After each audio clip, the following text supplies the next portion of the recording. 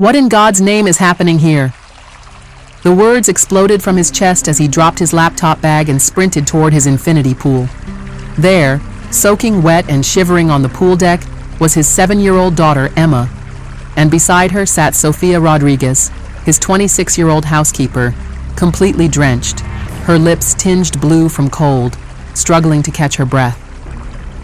Now, here's what should have happened next. Marcus should have asked if everyone was okay. He should have made sure his daughter was safe. He should have thanked Sofia for whatever had just occurred. But Marcus Thompson wasn't wired that way. Success had built walls around his heart so thick that even his own daughter's safety couldn't penetrate them immediately. "Emma, baby, are you hurt?" He knelt beside his daughter, frantically checking her small frame for injuries, scanning her face for signs of trauma. The little girl was trembling, water still streaming from her dark curls. "I'm okay, Daddy," she whispered between shaky breaths. "I slipped into the deep end. Sofia jumped in and saved me. She pulled me out." But Marcus wasn't processing the hero part of that sentence. Sometimes, when fear takes over, we look for someone to blame instead of someone to praise. "Don't speak," he snapped at Sofia, his voice cutting through the afternoon air like a blade. "You were supposed to be supervising her. How did you let her get near the deep end unsupervised?" Sofia's teeth chattered as she tried to steady her breathing. At 26, she was working as a housekeeper, not because she lacked intelligence or ambition, but because life had dealt her cards that required sacrifice over dreams.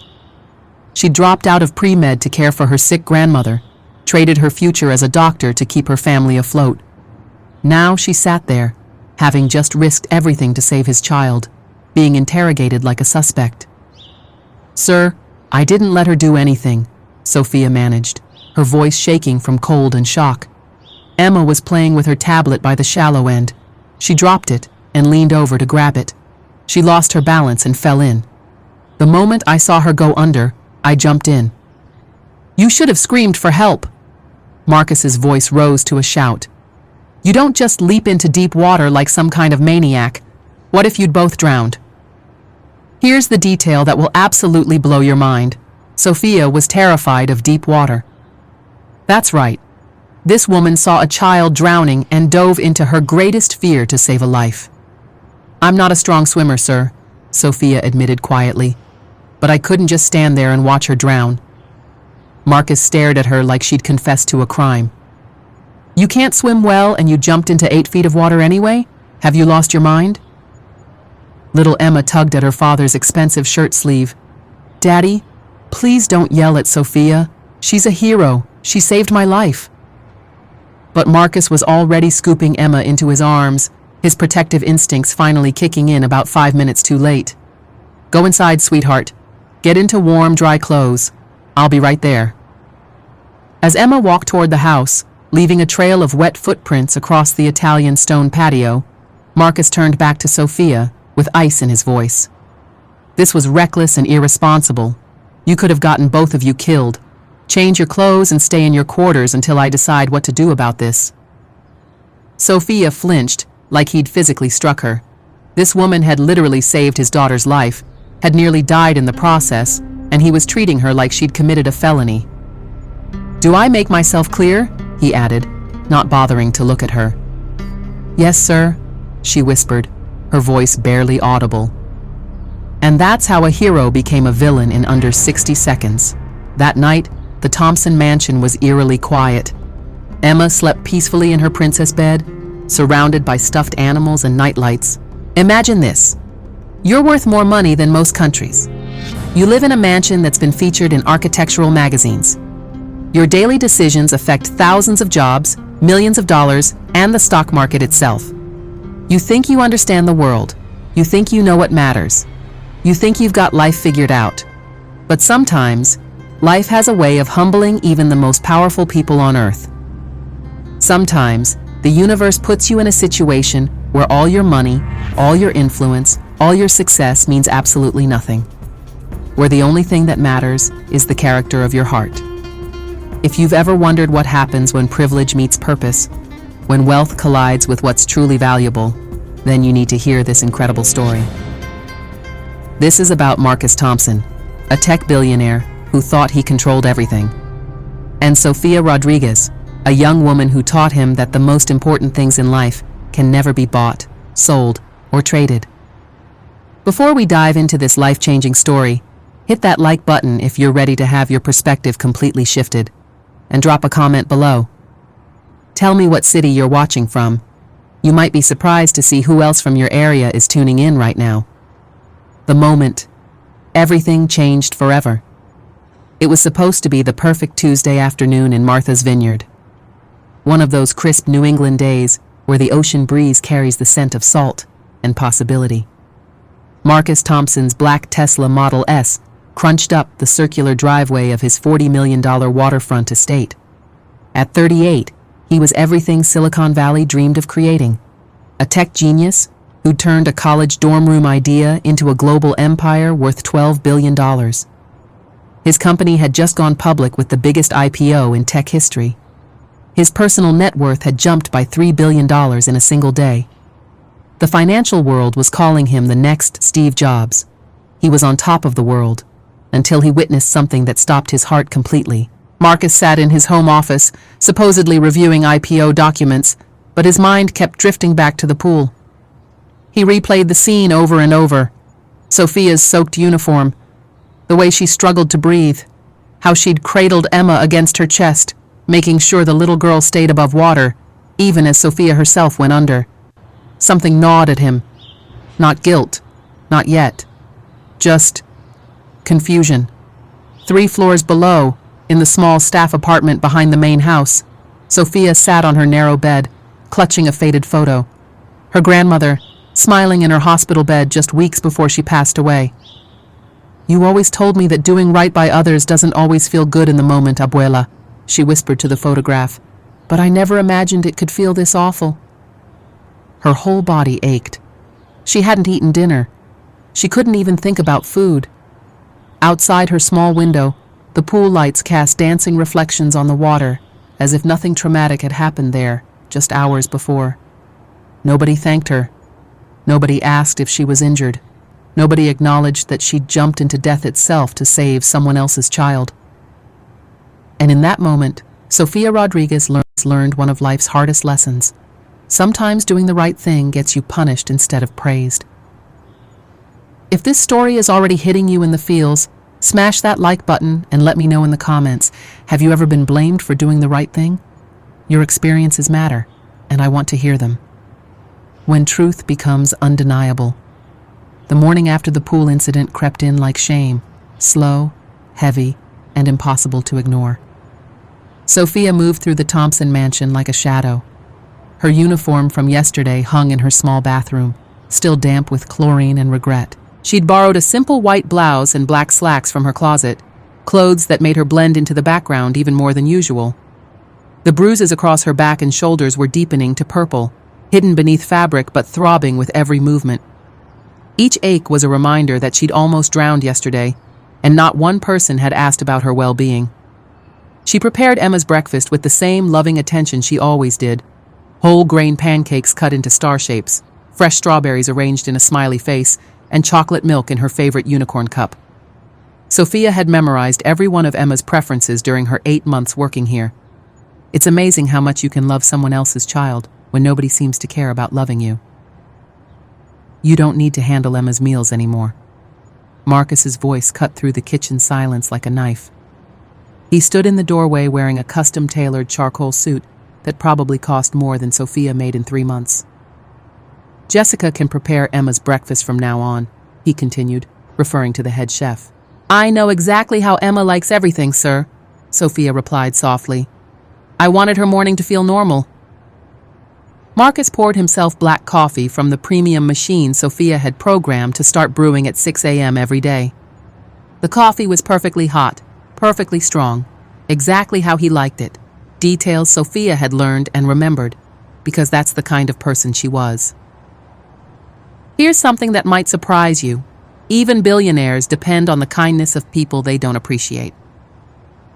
Kids are resilient, he said, more to convince himself than inform her. Emma will be fine. Yes, sir, Sofia nodded. Then Marcus said something that changed the entire trajectory of their relationship. I reviewed the security footage last night.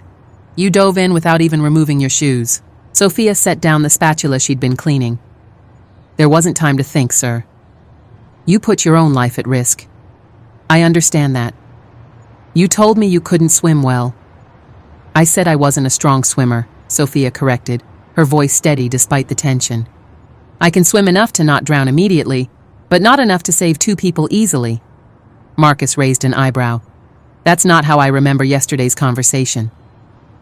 And this is where Sophia taught him about courage under pressure. Mr. Thompson, she said, turning to face him directly. Yesterday I had just pulled your daughter from the bottom of an 8-foot-deep pool. My heart was racing so fast I thought it might explode.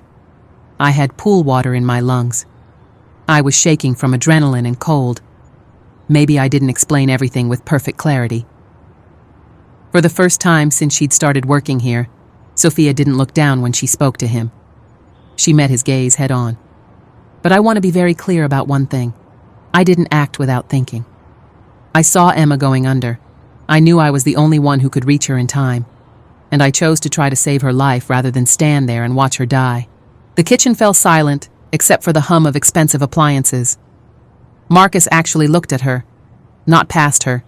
Not through her, but at her. He noticed the exhaustion in her dark eyes.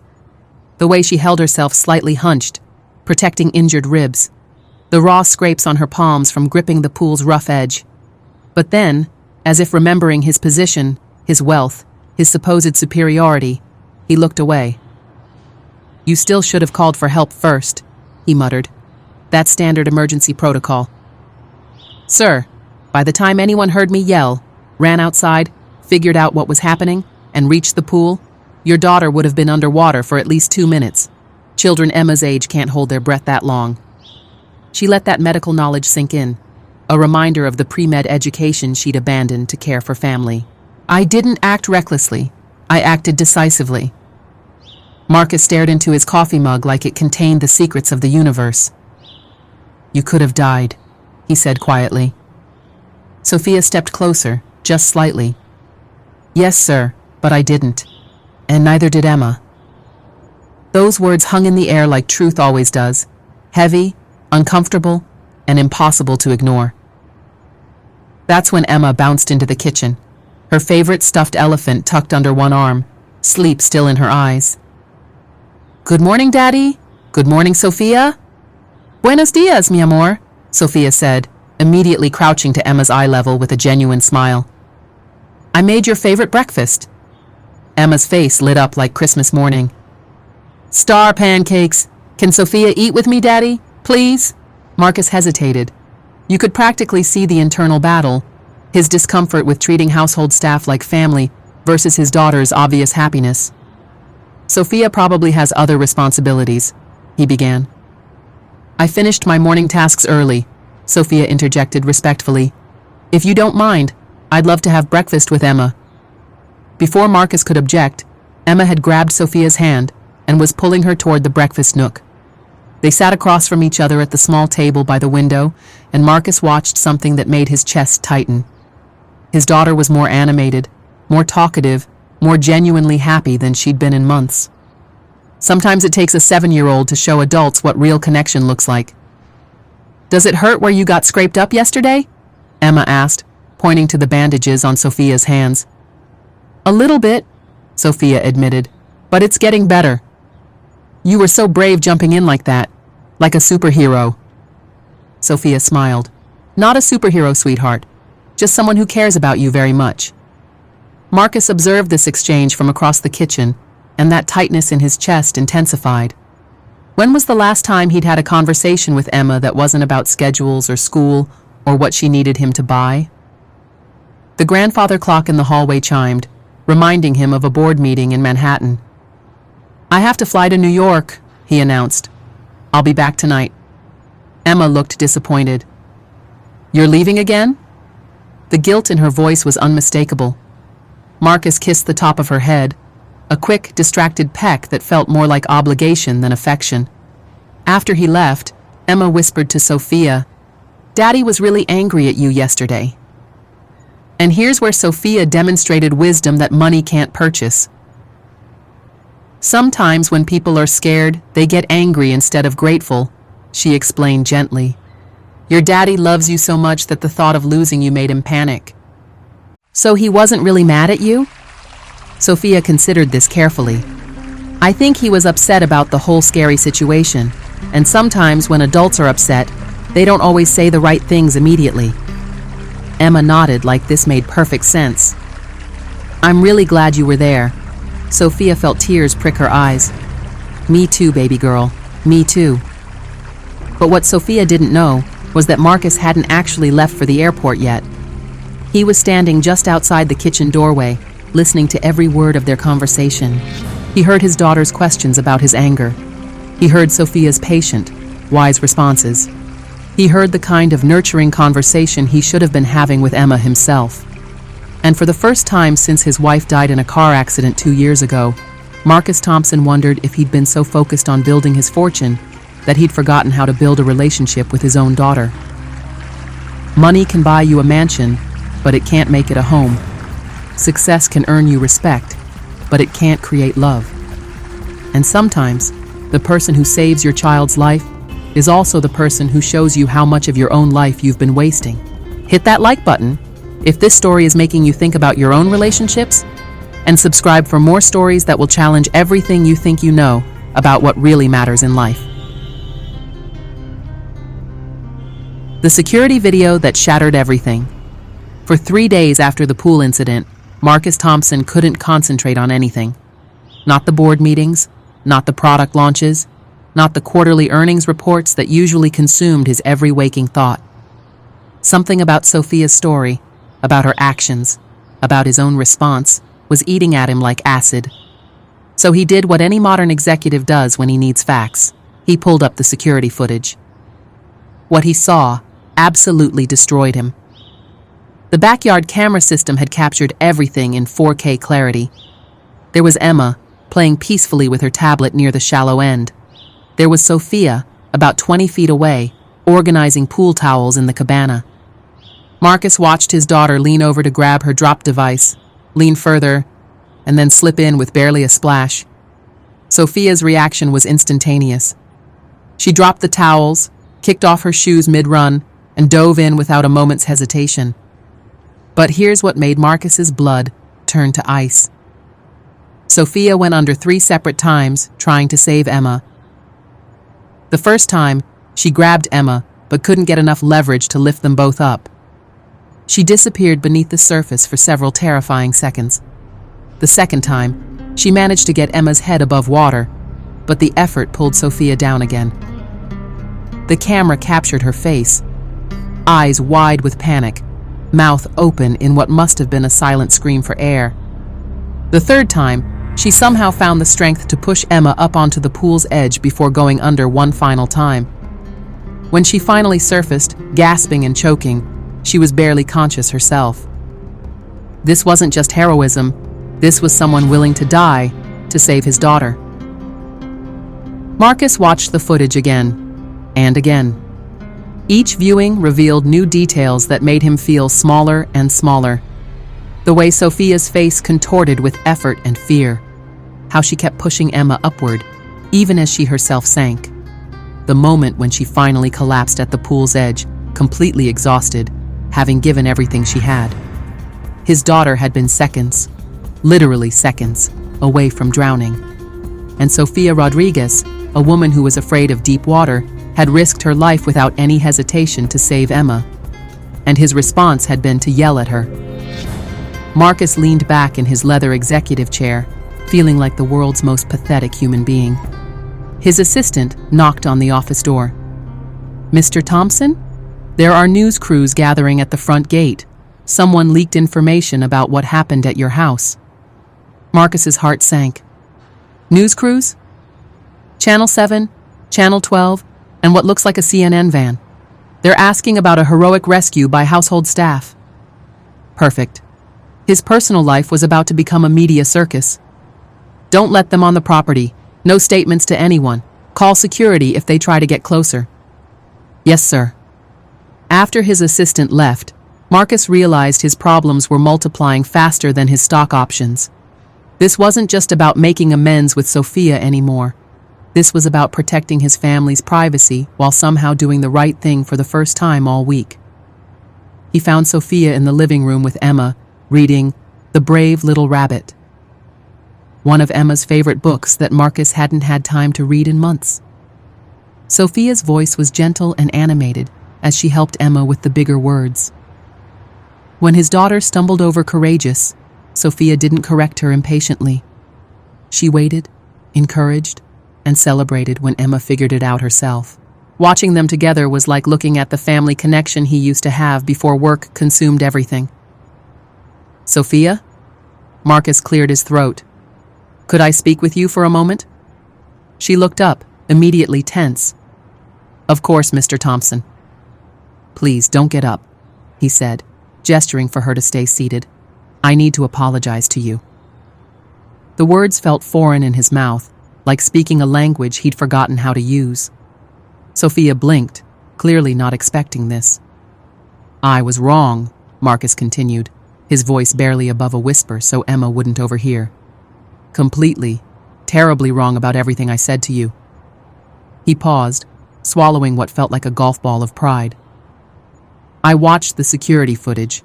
You didn't just save Emma's life. You nearly gave your own life to do it. And instead of thanking you, instead of making sure you were okay, I treated you like you had done something terrible." Sophia sat quietly, not because she had nothing to say, but because she was processing this complete reversal. "I wasn't looking for an apology, Mr. Thompson," she finally said. "I know you weren't, but you deserved one. You deserved so much better than what I gave you." Here's where Sophia showed him what forgiveness looks like. "I understand the situation," she said carefully. "I know how these things work.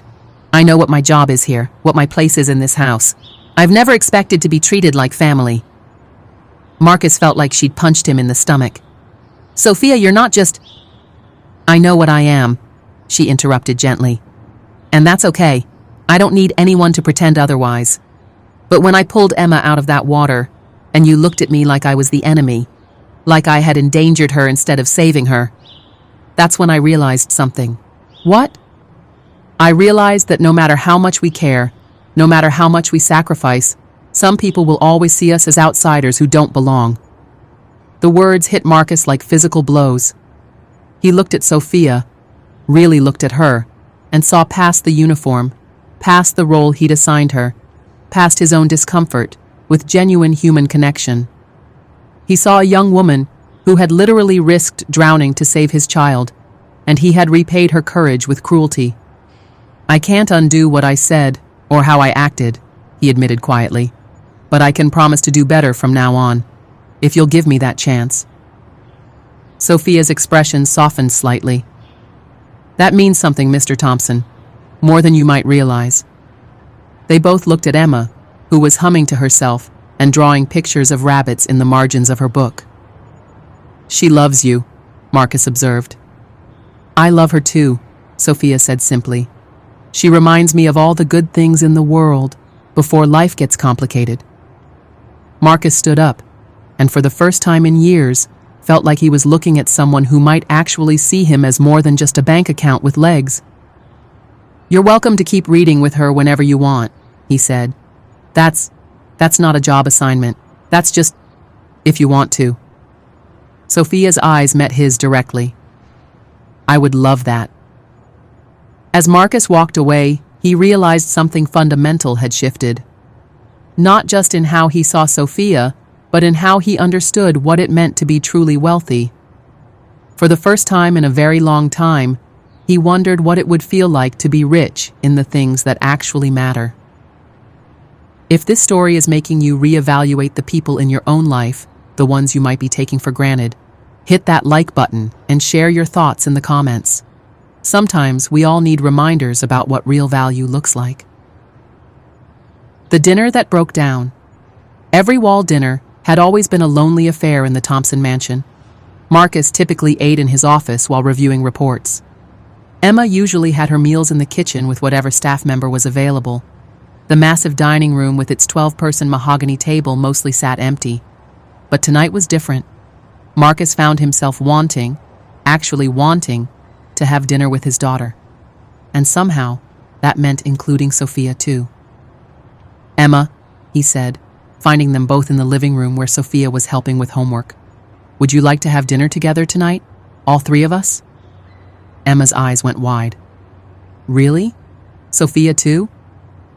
"If Sophia would like to join us," Marcus said, looking at her hopefully. Sophia hesitated. "Mr. Thompson, I don't think it might not be appropriate." "Please," Marcus interrupted. "It would mean a lot to both of us." 20 minutes later, they sat around the smaller table in the breakfast nook instead of the intimidating formal dining room. Sophia had helped prepare Emma's favorite meal: grilled cheese cut into triangles, tomato soup, and apple slices arranged like flowers. For the first time in 2 years, the Thompson house felt like a home instead of just a very expensive building. "Sophia," Emma said between spoonfuls of soup, "tell Daddy about when you were little and your grandma taught you to cook." Sophia smiled, glancing nervously at Marcus. "I don't think your father wants to hear my boring childhood stories." "Actually," Marcus said, surprising himself, "I'd love to hear them." So Sophia told them about growing up in East LA with her grandmother, about learning to make tortillas by hand when she was Emma's age, about the tiny apartment that always smelled like cilantro and love. "My abuela used to say that the secret ingredient in every good meal is cariño, affection," Sophia explained. "She said food tastes better when it's made by someone who cares about you." Emma nodded seriously. "That's why Sophia's grilled cheese is the best I've ever had." Marcus looked at his daughter, really looked at her, and saw something he'd been missing for months: pure happiness. Emma was more animated, more talkative, more genuinely herself than she'd been since her mother died. Sometimes it takes an outsider to show you what's been missing from your own family. "Sophia," Marcus said carefully, "Emma mentioned that you were studying to be a doctor before you came to work here. What made you change paths?" Sophia's smile faded slightly. "My grandmother got sick with diabetes complications. She needed full-time care, and my family couldn't afford professional help. Someone had to choose between school and family. That must have been an incredibly difficult decision." "Not really," Sophia said with a shrug. "She raised me after my parents died in a car accident when I was 12. She sacrificed everything for me. It was my turn to sacrifice for her." Marcus felt something twist in his chest. Here was a woman who had given up her dreams to care for family, who had continued putting others first even after her grandmother passed, and he had been treating her like she was disposable. "Do you ever think about going back to school?" he asked. Sophia's laugh was tinged with sadness. "With what money? With what time? Medical school isn't exactly flexible with work schedules."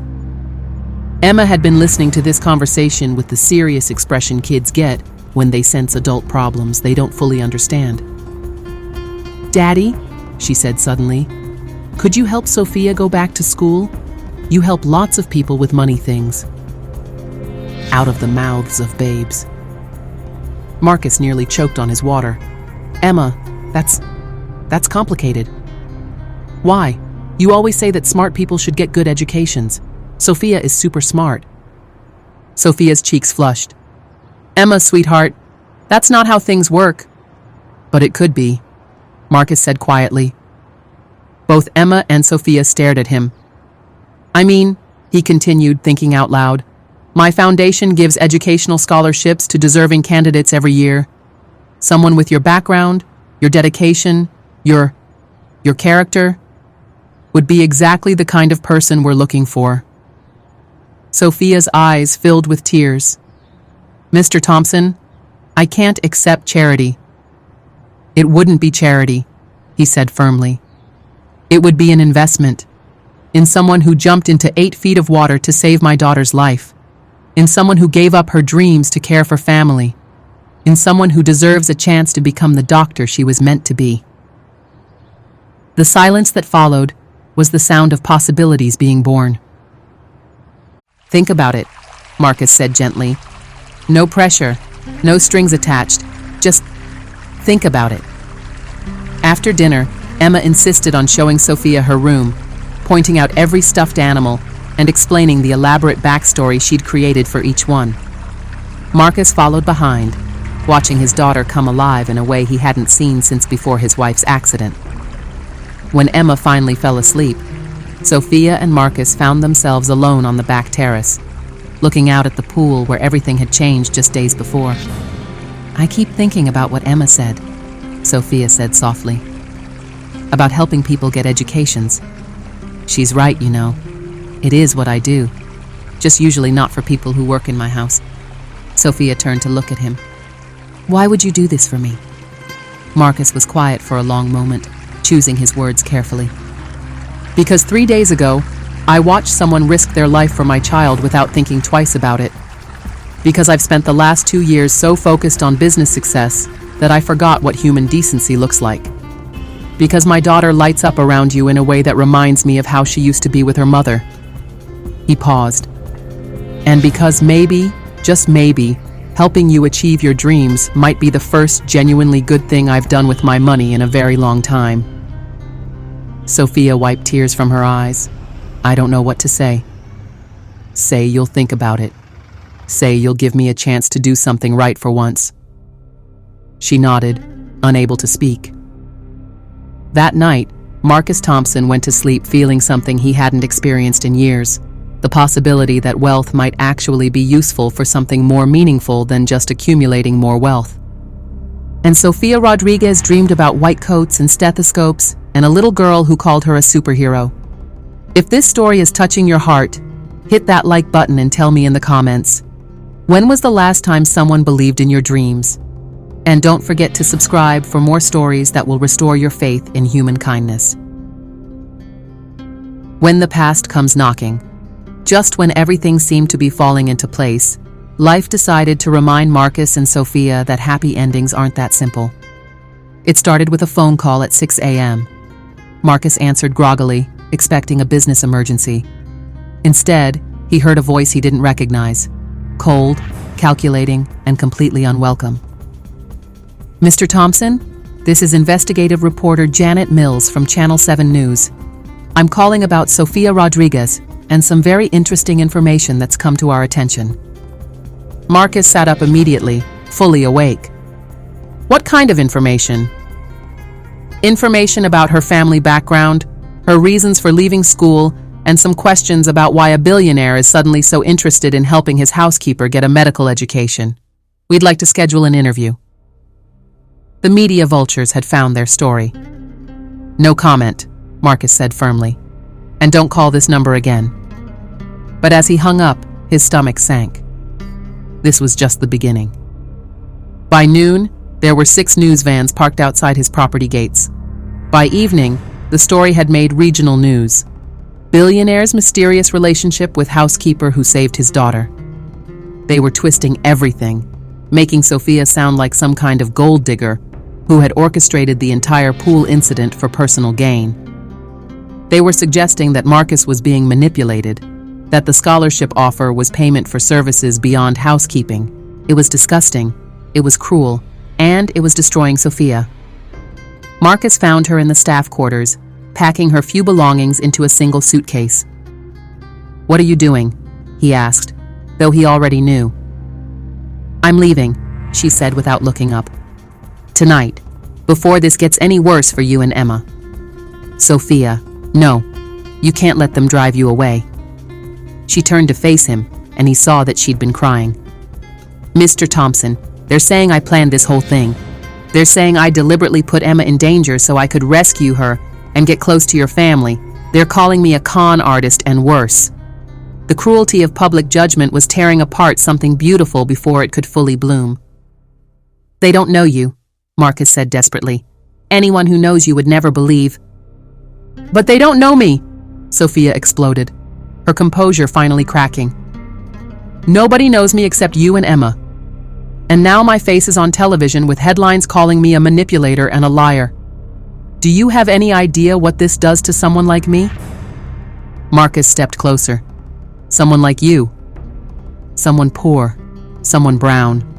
Someone who works in rich people's houses for a living." Her voice shook with anger and pain. People like me don't get the benefit of the doubt. We get crucified.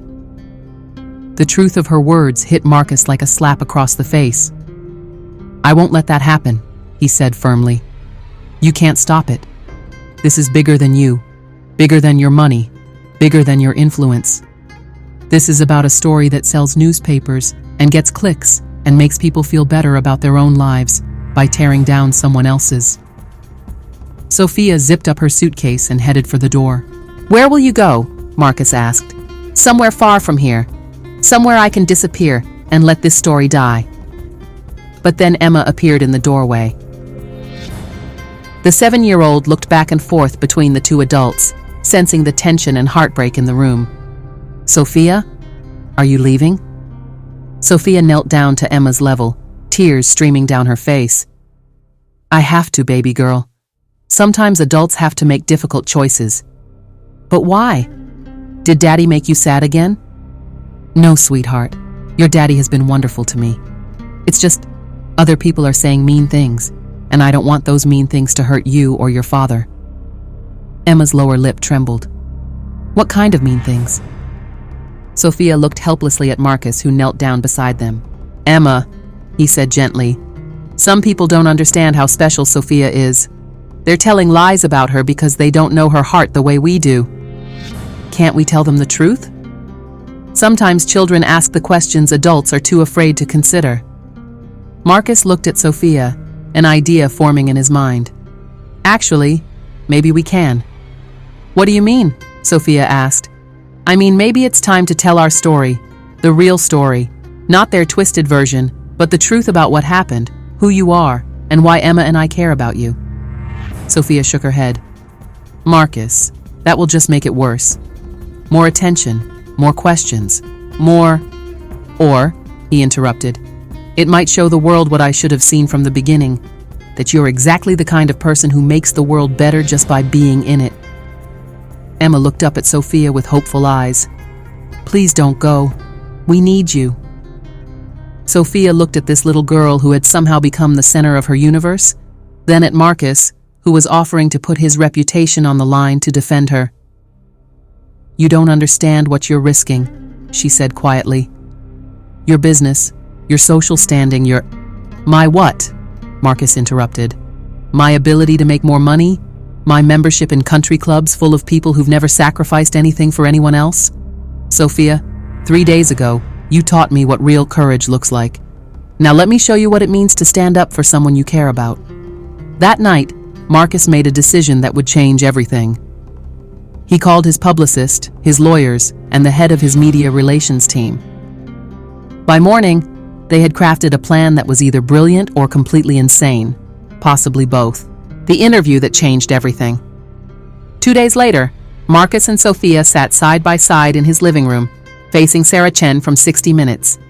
The nationally televised interview would either vindicate Sophia or destroy them both. Emma played quietly in the corner, coloring in a book while the adults talked. Marcus had insisted she be present, not as part of the interview, but as a reminder of what this was really about. Mr. Thompson, Sarah began, some people are suggesting that your offer to fund Ms. Rodriguez's medical education is inappropriate given your employer-employee relationship. How do you respond to that? Marcus looked directly into the camera. I respond by asking those people a simple question. If someone saved your child's life by risking their own, what would you do to thank them? He turned to Sophia. Sophia didn't ask for money, didn't ask for special treatment, didn't ask for anything except the chance to keep caring for Emma. The scholarship offer came from me because I realized that someone with her character, her intelligence, and her dedication deserves the chance to help more people than just my family.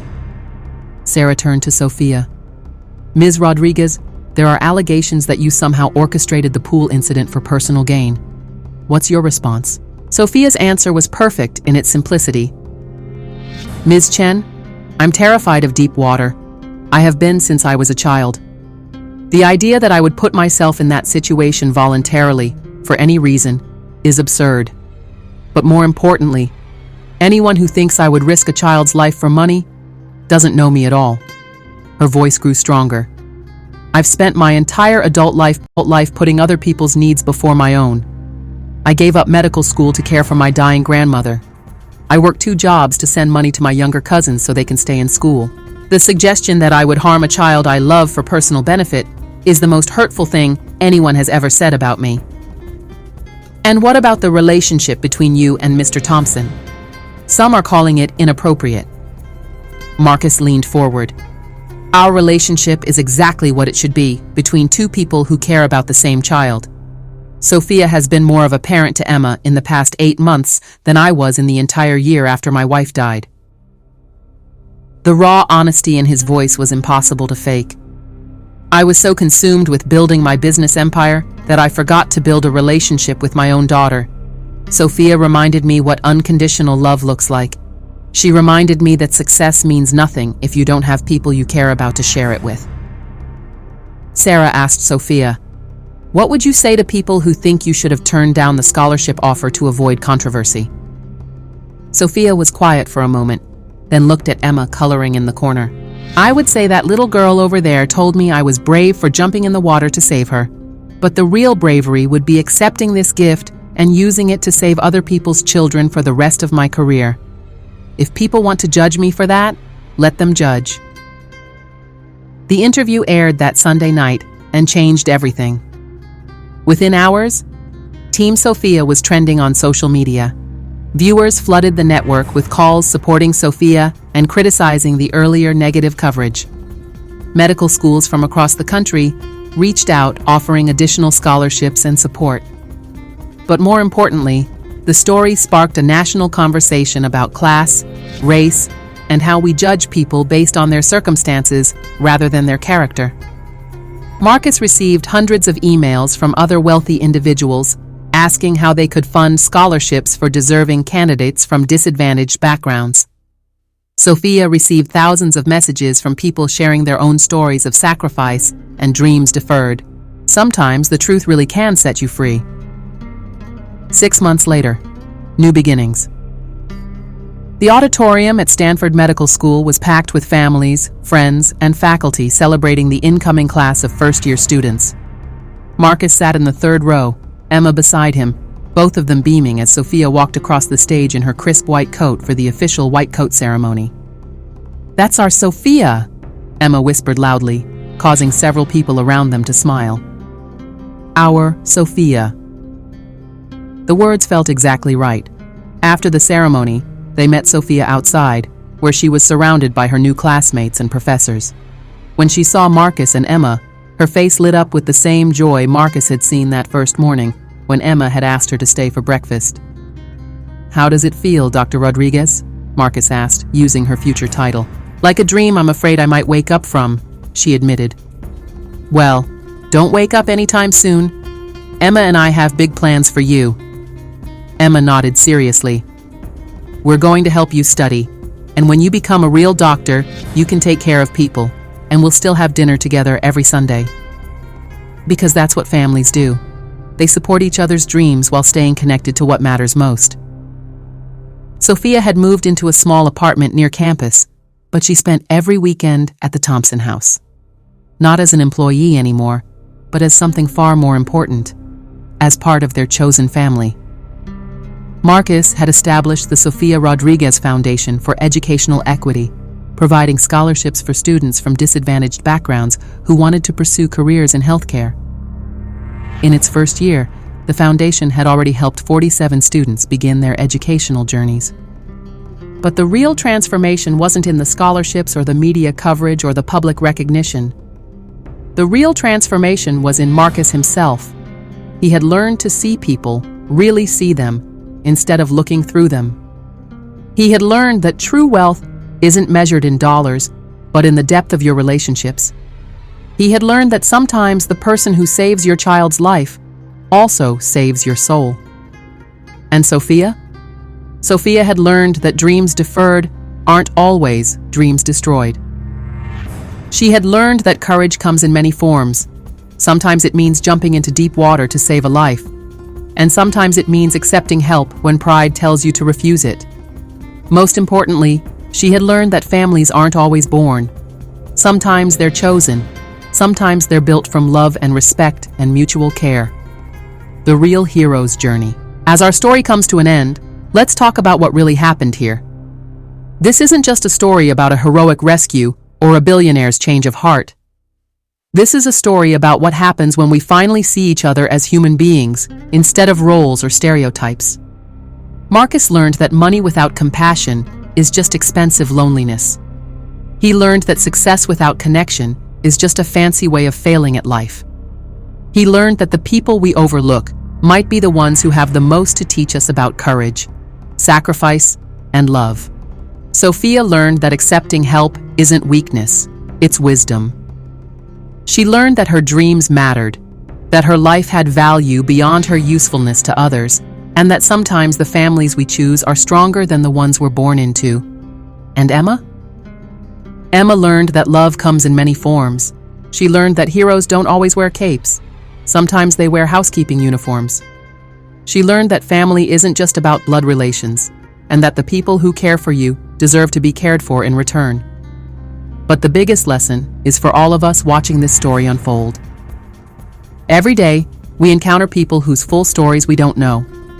The person serving your coffee might be a pre-med student working 3 jobs. The person cleaning your office building might be supporting an entire extended family. The person you barely notice might be the one who would risk everything to save your life if the moment called for it. We live in a world that teaches us to judge people by their bank accounts, their job titles, their zip codes, or the color of their skin. But real character isn't found in any of those things. Real character is found in how someone acts when no one is watching, when there's no reward for doing the right thing, when helping someone else might cost them everything. Sofia Rodriguez jumped into 8 feet of water to save a child, even though she was terrified of deep water herself. She didn't think about rewards or recognition or gratitude. She just saw someone who needed help, and she helped. That's the kind of person we should all aspire to be. Marcus Thompson used his wealth and influence to defend someone who couldn't defend herself, to lift up someone who had been knocked down, to prove that privilege can be used for purpose. That's the kind of power we should all hope to wield, whether our influence is measured in dollars or just in the lives we touch every day. So here's my challenge for you, wherever you're watching this from. Look around your own life. Who are the Sofia Rodriguezes in your world? Who are the people serving you, helping you, making your life better in ways you might not even notice? The babysitter who loves your kids like they're her own. The elderly neighbor who always waves hello. The coworker who stays late to help others finish projects. What would it look like to really see them? To thank them? To treat them like the valuable human beings they are? And if you're someone like Sophia, someone who's been overlooked, underestimated, or treated as invisible, please know this. Your dreams matter. Your life has value. Your story deserves to be told. Don't let anyone convince you that you're not worthy of help, of respect, or of love. Sometimes the person who saves someone else's child is also the person who saves someone else's soul. Sometimes the person who seems to have the least to offer has the most to teach. Sometimes the person who appears powerless has the power to change everything. Money can't buy character. Success can't purchase compassion. Wealth can't create wisdom. But kindness is free. Respect costs nothing. Seeing someone's humanity is the cheapest gift you can give and the most valuable one they can receive. If this story changed how you see the world, hit that like button and share it with someone who needs to hear it. Leave a comment below and tell me about a time someone saw your worth when others didn't, or about a time you chose to see someone else's value when the world told you to look away. Subscribe for more stories that will challenge your assumptions, touch your heart, and remind you that the most powerful force in the universe isn't money or fame or success. It's love. It's courage. It's the decision to treat every person you meet as if they might be the hero of their own incredible story. Because they are. Because you are. Because we all are. Remember, every person you meet is fighting a battle you know nothing about, carrying dreams you can't imagine, and possessing a story that could change your life if you're brave enough to listen. Be kind. Be grateful. Be the person who sees others for who they really are. Thank you for joining me on this journey. Until next time, keep believing in the power of human kindness to change the world, one story at a time.